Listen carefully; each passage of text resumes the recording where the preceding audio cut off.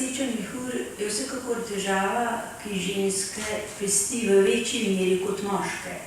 Zato se seveda tudi ginekologi s to težavo pogosteje srečujemo kot morda urologi,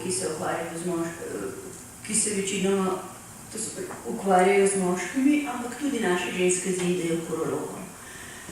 To je težava, ki seveda ne ogroža življenja, ampak ogroža pa kvaliteto življenja, kakovost. Nenadzorovano uhajanje urina lahko uvrščamo med socialne bolezni. Namreč motijo kvaliteto življenja bolnice, to pomeni socialno uveljavljanje, delovna storilnost, šport, partnerski odnosi. Zato je zelo pomembno, da se o tej težavi pogovarjamo, da pacientke ozaveščamo, da se pristopi k samoocenjevanju te težave in samozdravljenju.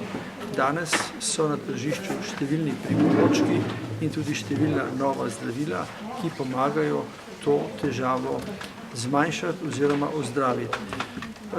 Nedolgo nazaj so še mislili, da je nenadzorovano uhajanje urina nuja starostnega obdobja, vendar danes vemo, da to ne drži in da se proti tej težavi uspešno borimo.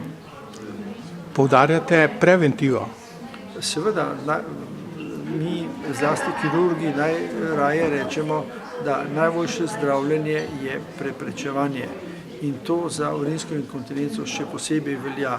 Namreč nenadzorovano uhajanje urina predstavlja določeno sramovanje, načeta je samopodoba, samozaupanje, človek se zapira in postane asocialen.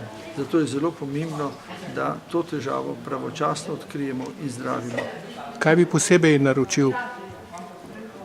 Ja, ginekologi imamo to prednost, da nas ženske pogosto obiskujejo in lahko priporočam vsem ženskam, ki jih pestijo te težave, da ob obisku pri svojem ginekologu o tem odprto spregovorijo in vprašajo.